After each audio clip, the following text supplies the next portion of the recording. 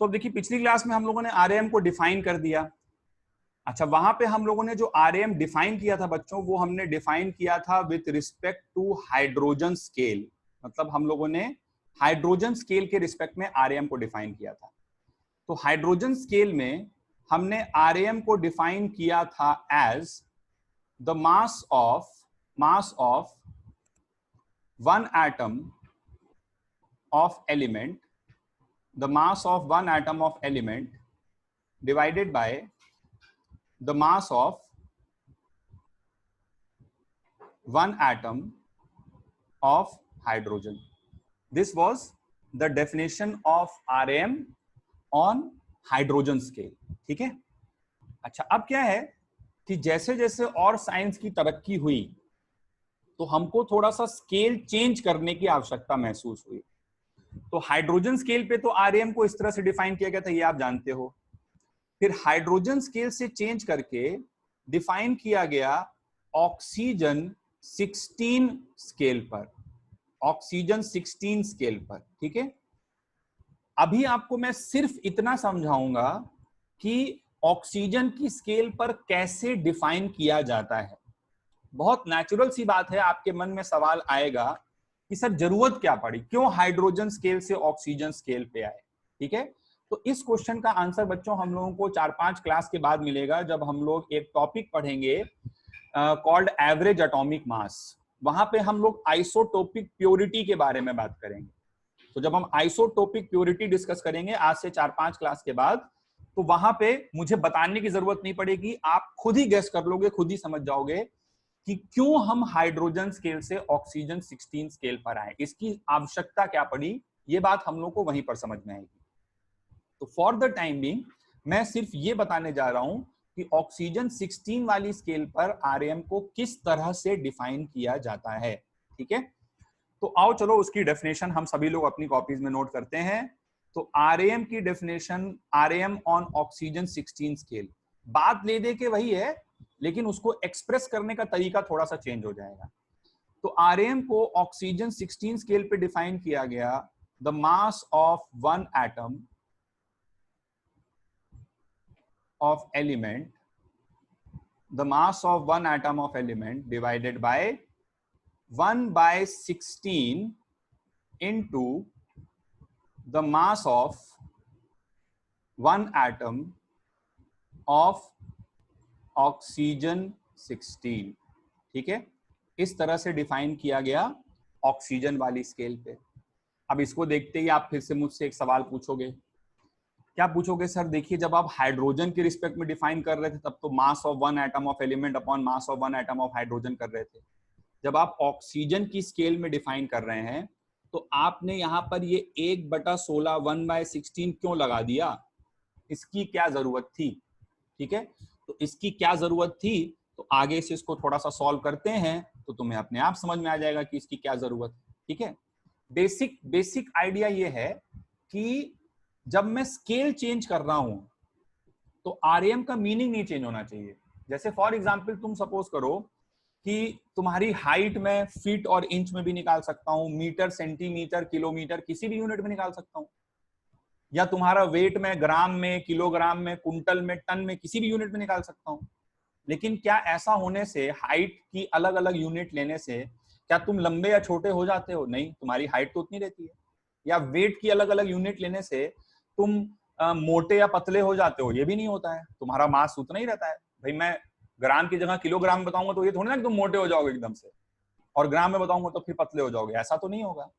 तो basic concept ये है कि जब हम हाइड्रोजन स्केल से ऑक्सीजन 16 स्केल पर आ रहे हैं तो आरएम का जो फंडामेंटल मतलब है वो नहीं चेंज होना चाहिए।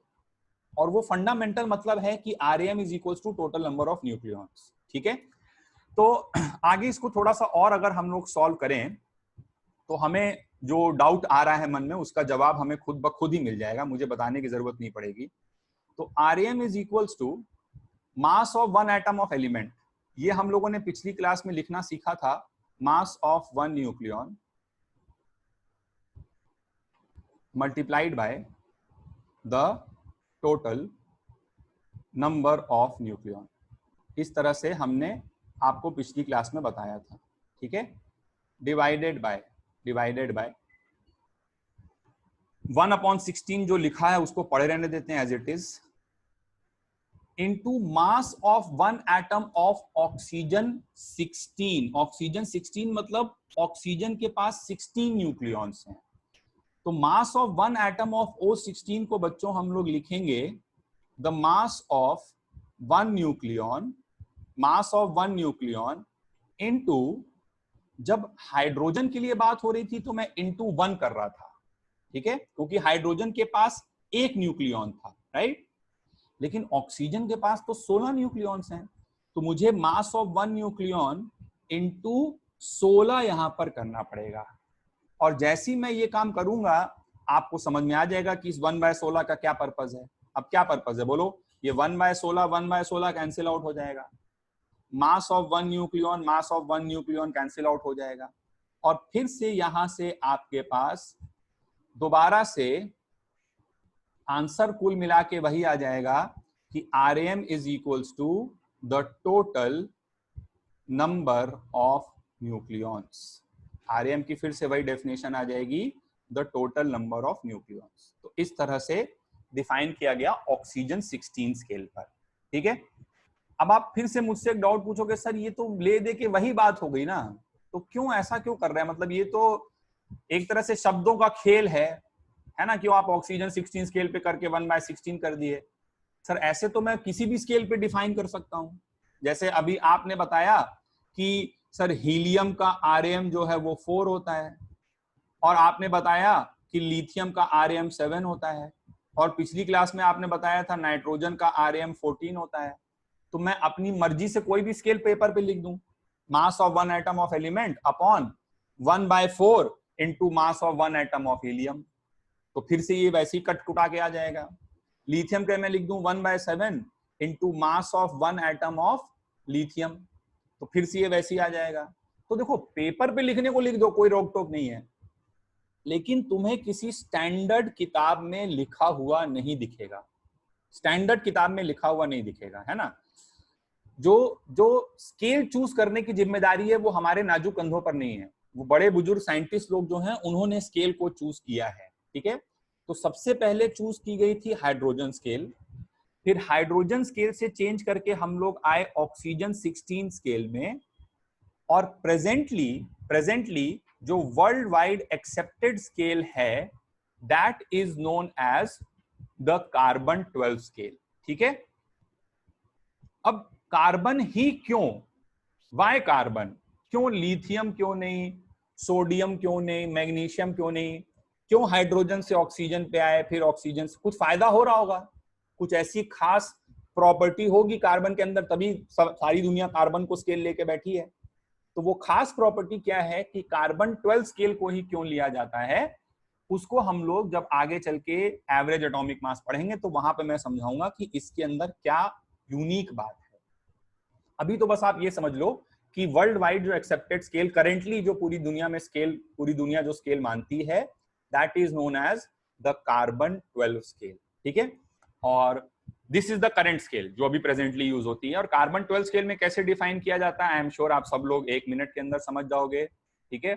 मास ऑफ वन एटम, अब तुम बोलो सर हम सोडियम में डिफाइन कर सकते हैं, तो करने को कर दो, पेपर पे तो कुछ भी लिखते रहो, कोई रोक टोक नहीं है, लेकिन किसी किताब में मिलेगा नहीं ऐसा लिखा हुआ तुम्हें, ठीक है। हमेशा तुम्हें मिलेगा किसके रिस्पेक्ट में, कार्बन के रिस्पेक्ट में मिलेगा।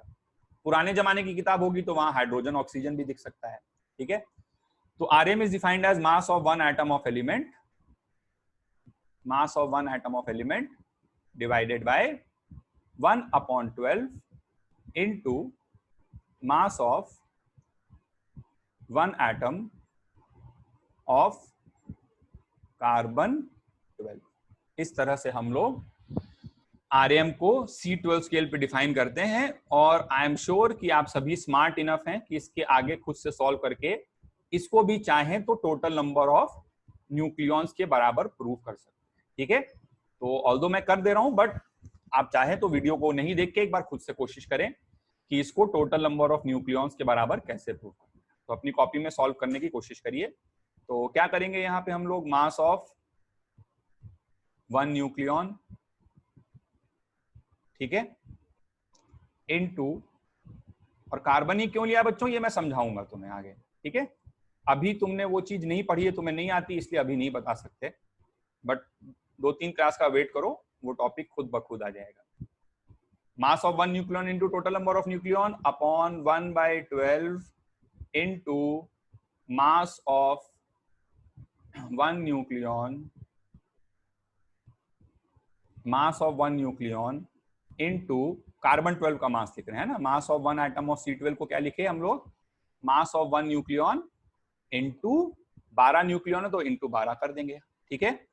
अब देखिए यहाँ क्या होगा, 12 कटा, मास of one nucleon, mass of one nucleon कटा, और वापिस से हमेशा की तरह RAM की दोबारा से एक वैल्यू आ गई, टोटल नंबर ऑफ न्यूक्लियन। इससे परेशान मत होना, तुम्हें लग रहा होगा सर बार बार एक ही काम हो रहा है, तो एक तरह से तुम सही भी हो, काम तो एक ही हो रहा है, ठीक है, लेकिन उसको स्केल अलग अलग चूज की गई है। पहले हाइड्रोजन थी, फिर दुनिया वालों ने ऑक्सीजन स्केल को लाया, ठीक है, और फिर उसके बाद कार्बन 12 स्केल को लाया।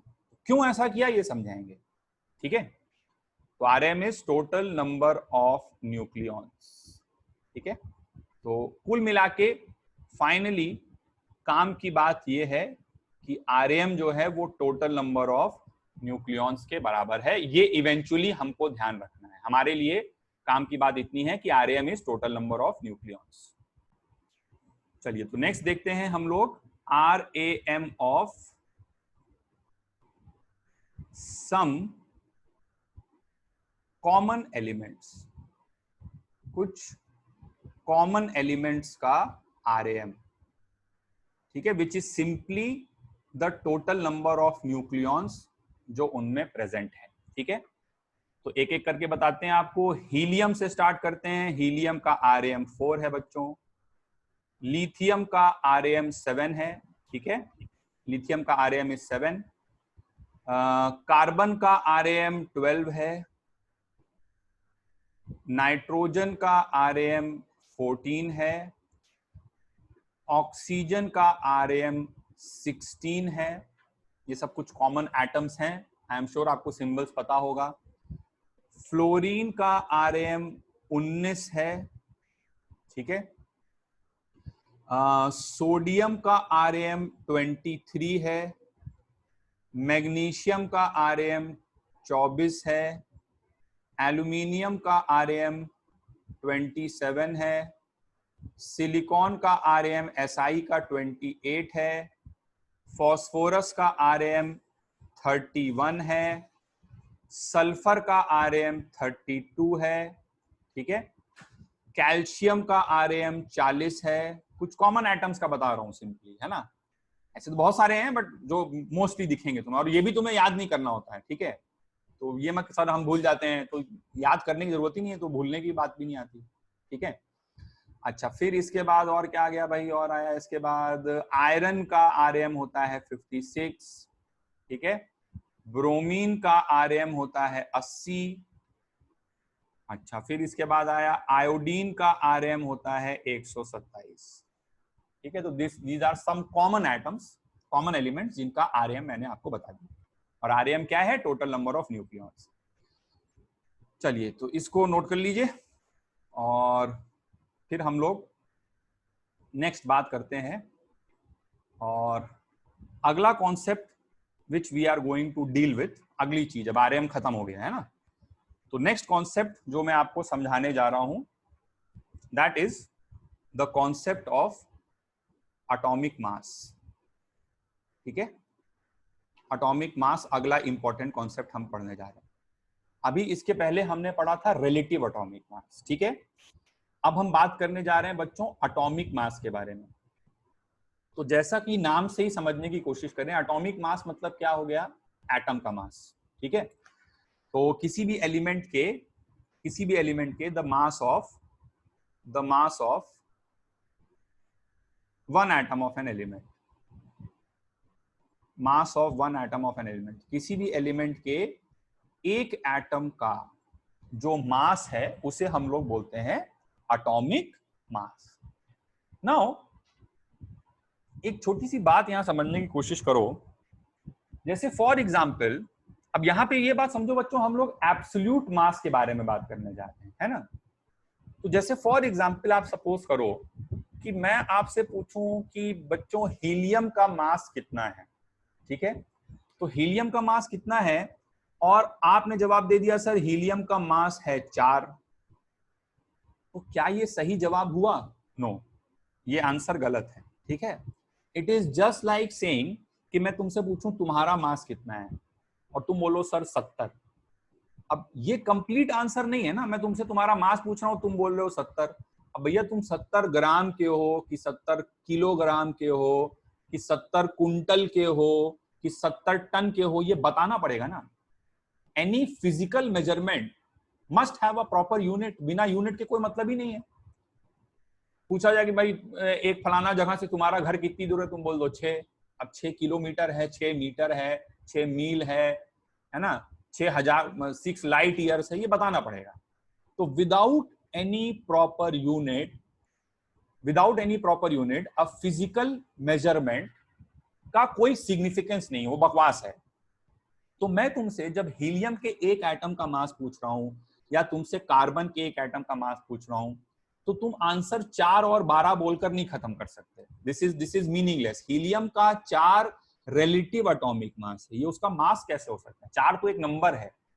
तो this is correct, but this is relative atomic mass. अगर मैं आरएम पूछता तब तुम 4 बोलो तो सही है, लेकिन अगर मैं तुमसे एटॉमिक मास पूछ रहा हूं तब तुम जवाब 4 नहीं दे सकते, तब उसका कुछ यूनिट होना पड़ेगा, पहली बात। अच्छा, दूसरी बात, हम लोग थोड़ा सा यूनिट्स के बारे में एक जनरल चर्चा करें, एक जनरल चर्चा यूनिट्स के बारे में करें। जैसे मान लो लेंथ की ही यूनिट ले लें, तो लेंथ निकालने, लेंथ मतलब क्या हो गया? लंबाई। तो लंबाई की भाई बहुत सारी यूनिट होती है, मीटर होती है, सेंटीमीटर होती है, किलोमीटर होती है, लाइट ईयर्स होती है, ये सब लंबाई की यूनिट है। और हर यूनिट का एक अलग अलग स्पेसिफिक जगह पे यूज होता है। जैसे फॉर एग्जाम्पल तुमसे तुम्हारी हाइट पूछी जाए तो तुम मीटर या सेंटीमीटर में बताना पसंद करते हो, ठीक है। दो शहरों के बीच की दूरी पूछा जाए, यहां से आरा कितनी दूर है, तो तुम किलोमीटर में बताना पसंद करते हो, सर 120 किलोमीटर, जितना भी किलोमीटर है, ठीक है। दो प्लैनेट्स के बीच की दूरी पूछी जाए तो तुम लाइट ईयर्स में बताते हो। तो हर यूनिट का एक स्पेसिफिक जगह पे यूज है। और बेसिकली इतनी सारी यूनिट्स हैं भी इसीलिए कि हमको क्या होता है कि as as students of science हम लोगों को ये छोटे छोटे नंबर 1 2 3 4 5 6 बहुत अच्छे लगते हैं, है ना। जैसे जैसे मान लो फॉर एग्जांपल कि कोई आदमी है लेट से 1 मीटर लंबा, ठीक है। तो उससे पूछा जाए तुम्हारी हाइट कितनी है, तो वो बोल देगा सर 1 मीटर मेरी हाइट है। तो 1 मीटर क्या है, सुनने में कितना प्यारा, देखने में अच्छा, बोलने में इजी लग रहा है। हाइट कितनी है? 1 मीटर। अब सपोज करो कि कोई आदमी है जो 1 मीटर लंबा है और उससे तुम उसकी हाइट पूछो और वो तुमको जवाब दे कि मेरी हाइट है 0.001 किलोमीटर। या तुमने कभी आज तक कोई फॉर्म वॉर्म भरा है? जैसे आगे चल के एनडीए का जेई का फॉर्म भरोगे तो उन सब में क्या रहता है कि हाइट वेट पूछना होता है। तो किसी भी फॉर्म में हाइट हमेशा मीटर में पूछी जाती है या सेंटीमीटर में या फीट और इंच में पूछी जाती है। ऐसा तो कोई नहीं आदमी होगा जो बोले नहीं किलोमीटर में बताओ। तुम खुद सोचो कि कोई आदमी जो 1 मीटर लंबा है वो अपनी हाइट अगर 0.001 किलोमीटर ये आंसर दे रहा है तो मैथमेटिकली तो गलत नहीं है, ये आंसर तो उसका सही है ना। पॉइंट भाई 1 मीटर इज इक्वल्स टू 1000 से डिवाइड करोगे, 1 किलोमीटर में 1000 मीटर होते हैं, तो 1000 से डिवाइड करोगे तो मैथमेटिकली तो आंसर सही है। बट सुनने में ऑब्वियसली अटपटा लग रहा है ना। मतलब तुम सोचोगे कि फालतू का हीरो बन रहा है, पूछा गया कितनी हाइट है तो बोल रहा है 0.001 किलोमीटर, है ना। इसको तुम आसानी से विजुअलाइज नहीं कर पा रहे हो, सोच नहीं पा रहे हो। 1 मीटर तुमने सोच लिया, ठीक है। तो हमको क्या है 1 2 3 4 5 6 इस तरह के नंबर्स बड़े पसंद आते हैं, ठीक है। तो इसीलिए इतनी सारी यूनिट्स होती हैं। अच्छा, अब इस कॉन्सेप्ट के बाद हम लोग अब यहाँ पे एटम का मास पढ़ने जा रहे हैं। और एटम का मास पढ़ने के लिए हम एक यूनिट डिफाइन करते हैं जिसे कि बच्चों हम लोग नाम देते हैं द एटॉमिक मास यूनिट, ठीक है। तो हम लोग अब स्टडी करने जा रहे हैं अबाउट 1 एटॉमिक मास यूनिट, जिसे हम लोग शॉर्ट फॉर्म में लिखते हैं 1 AMU। शॉर्ट फॉर्म में इसको 1 AMU से रिप्रेजेंट किया जाता है। ठीक है, ये भी मास की यूनिट है, जैसे ग्राम किलोग्राम होता है वैसे ये भी मास की यूनिट है। और थोड़ा थोड़ा नाम से समझ में आ रहा है भाई, एटम एटम के केस में यूज होती है, एटॉमिक मास यूनिट। ठीक है, तो मास की यूनिट है, एक नई यूनिट के बारे में मैं तुम्हें पढ़ाने जा रहा हूं। तो आओ समझते हैं कि 1 AMU को पहले डिफाइन कर देते हैं। What is 1 AMU? तो 1 AMU is defined as 1/12 of, या ऐसे लिख दिया जाए 1/12 ऑफ, मतलब हो गया क्या, इनटू, है ना। तो 1/12 into the mass of 1 atom of carbon 12। This is the official scientific definition of 1 AMU। इसको ध्यान रखना, ये स्कूल वूल के एग्जाम में कभी कभार पूछ लिया जाता है कि व्हाट इज 1 AMU, तो थोड़ा सा लैंग्वेज में लिख देना, it is defined as 1/12 of the mass of 1 atom of carbon 12। ठीक है, तो ये 1 AMU की डेफिनेशन है। अच्छा, ये तो डेफिनेशन हो गई, लेकिन हमारा काम जेई का तो भाई खाली डेफिनेशन से नहीं चलेगा, हमें तो मतलब समझना है चीजों का। ठीक है, तभी हम क्वेश्चन कर पाएंगे। तो 1/12 into mass of 1 atom of C12। लेकिन हम मतलब इसका बहुत आसानी समझ जाएंगे क्योंकि हम मास ऑफ 1 एटम को लिखना सीख चुके हैं। ठीक है, अब देखो मैं इसको जो पिछली क्लास में सिखाया था वो वाली डेफिनेशन यहाँ पे लगाने जा रहा हूँ। तो mass of 1 atom of C12 को अब बच्चों में कैसे लिखूंगा? मास ऑफ 1 एटम ऑफ C12 को मैंने लिखा द मास ऑफ 1 न्यूक्लियन। ये कॉन्सेप्ट हमने लास्ट क्लास में देखा था, the mass of 1 nucleon multiplied by 12। ऐसे तो हमने लिखना सीखा था।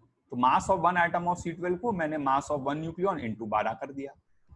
अब जैसे मैंने ये काम किया तो देखो भैया यहाँ पे क्या हुआ, ये 12 और 12 कैंसिल आउट हो गया। ठीक है, और यहां से मेरे पास निकल कर आया दैट,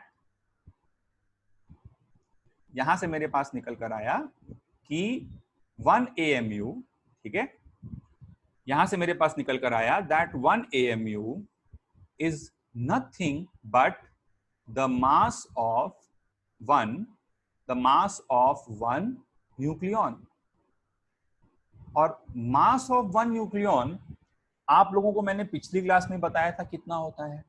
मास ऑफ 1 न्यूक्लियन होता है, उसको अगर इधर हम लोग लिख दें तो mass of 1 nucleon is equals to 1.66 into 10 raise to the power -24 gram, या फिर 1.66 into 10 raise to the power -27 kilogram.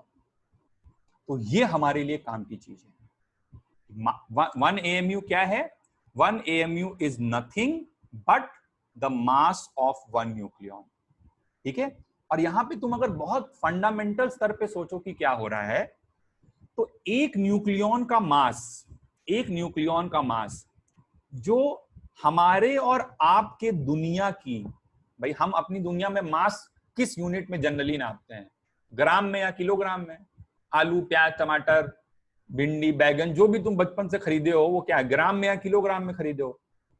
तो हमारी आपकी जो एवरीडे लाइफ है, उस एवरीडे लाइफ में जो मासेस नापे जाते हैं वो ग्राम में या फिर जनरली किलोग्राम में नापे जाते हैं। ठीक, अब इन यूनिट्स में, ग्राम में या किलोग्राम में, जो एक न्यूक्लियन का जो एटॉमिक लेवल की चीज है ना, एटम के स्तर पे बात कर रहे हैं, एक न्यूक्लियन का, न्यूक्लियन मतलब प्रोटॉन या न्यूट्रॉन, ठीक है, एक न्यूक्लियन का जो मास है हमारे आपकी दुनिया की यूनिट्स के अनुसार, वो इतनी अजीब सी वैल्यू है, देखने में बोलने में इतना गंदा लग रहा है। देख रहे हो, 1.66 इंटू 10 की पावर -24 ग्राम।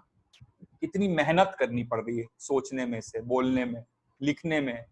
ठीक है, तो इसी को सिंप्लीफाई करने के लिए हम लोगों ने इसे क्या किया, एक छोटा सा क्यूट सा प्यारा सा नाम दे दिया कि आज से तुमको भैया 1 AMU बोल देंगे। कितना इजी लग रहा है बोलने, 1 AMU। तो 1 AMU क्या है? मास ऑफ 1 न्यूक्लियन। ठीक है, अब जबरदस्ती कोई तुमसे बोले नहीं ग्राम में ही बोलो तो ठीक है भाई, 1 पॉइंट, जैसे मैं अगर 1 मीटर लंबा हूं और तुम मुझसे पूछो कि भाई सर आपकी हाइट क्या है, तो मैं 1 मीटर बोलना पसंद करूंगा। 100 में से 99 आदमी होगा जो 1 मीटर बोलेगा। लेकिन अब जबरदस्ती कोई मेरे पीछे पड़ जाए कि नहीं सर अपनी हाइट बताइए, किलोमीटर में ही बताइए, तो किलोमीटर में ठीक है बता दूंगा 0.001 किलोमीटर, अगर कोई फोर्स करेगा तो। लेकिन मैं चूज तो करूंगा मीटर में ही बताना।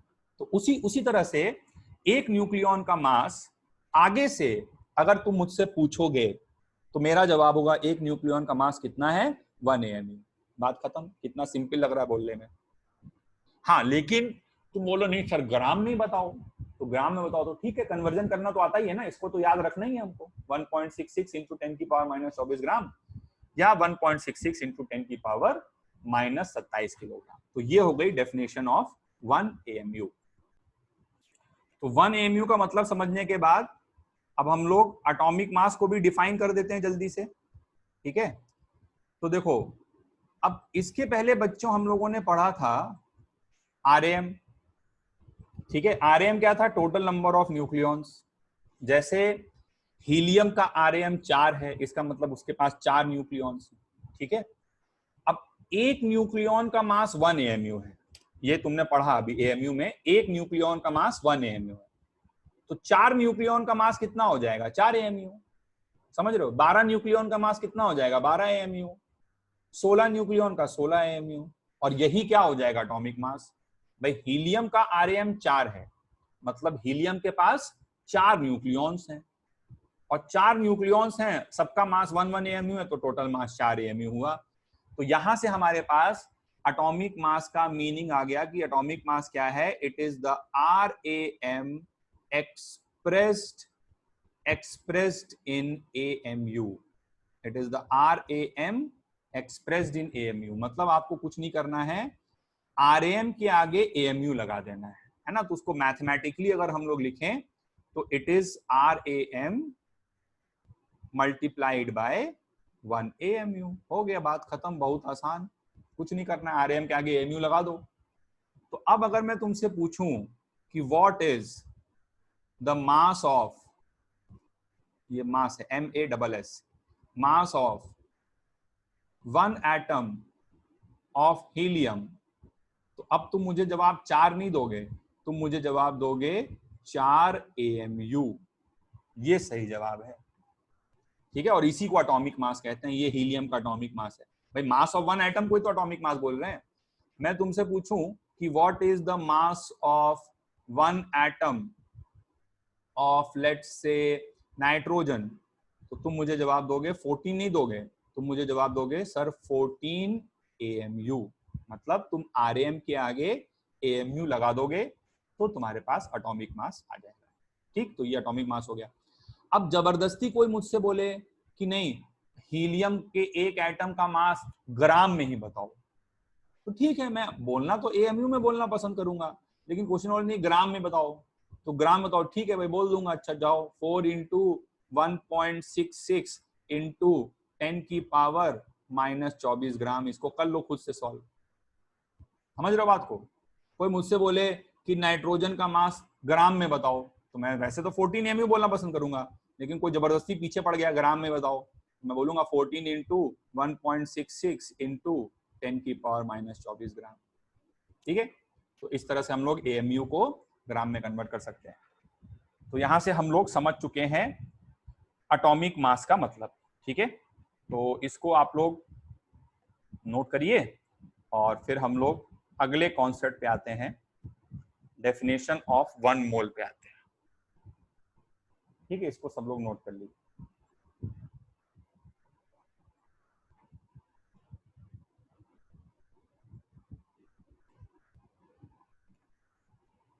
ठीक है, तो आई होप इसको सबने नोट कर लिया होगा। एक क्वेश्चन कर लेते हैं पहले, चलो छोटा सा, बहुत ही सिंपल सा।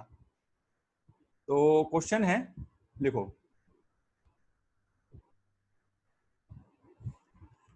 यहां से ग्राम हट गया, इधर ग्राम लगा लो। क्वेश्चन है कि a sample of helium atoms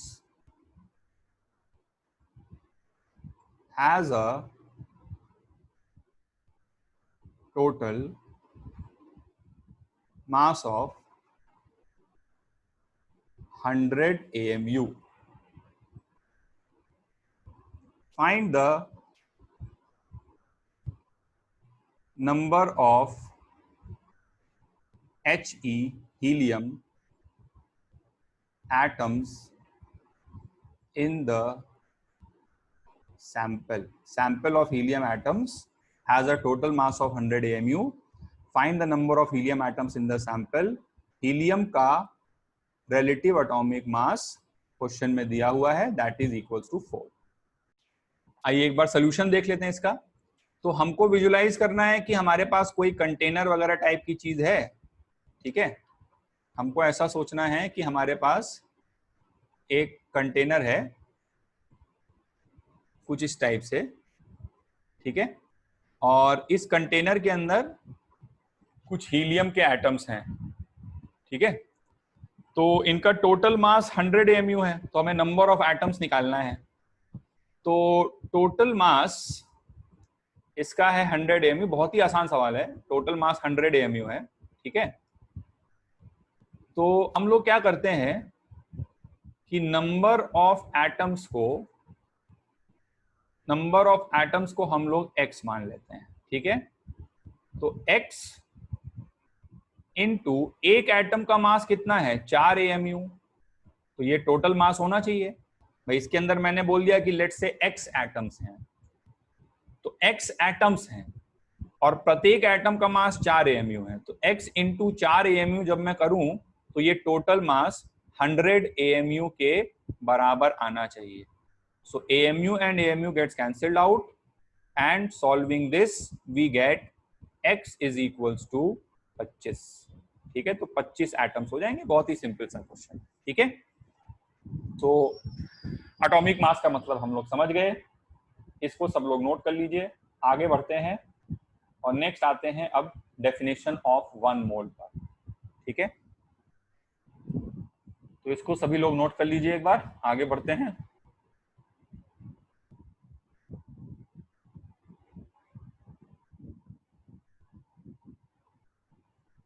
ठीक है, तो लेट्स मूव अहेड और डिस्कस करते हैं अगली चीज के बारे में, दैट इज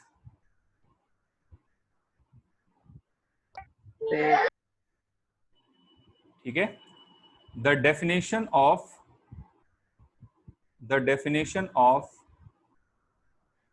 1 मोल, ठीक है। तो 1 मोल को बस आज मैं डिफाइन कर रहा हूं आज की क्लास में। नेक्स्ट वीडियो में, नेक्स्ट क्लास में हम लोग और इसको डिटेल में इसके बारे में बात करेंगे, ठीक है। तो 1 मोल के बारे में जो आपने 9th-10th के लेवल तक डेफिनेशन सुनी होगी, है ना। तो 1 मोल क्या है, पहले तो एक यूनिट है। तो आपने अपनी 9th-10th की किताबों में पढ़ा होगा that 1 mole is equals to, जो किताबी भाषा है पहले वो लिख दे रहा हूं, equal to the amount of substance present in exactly 12 gram of C12. 1 mole is equals to the amount of substance present in exactly 12 gram of carbon 12, ठीक है। ये तो डेफिनेशन हो गई 1 मोल, ठीक है।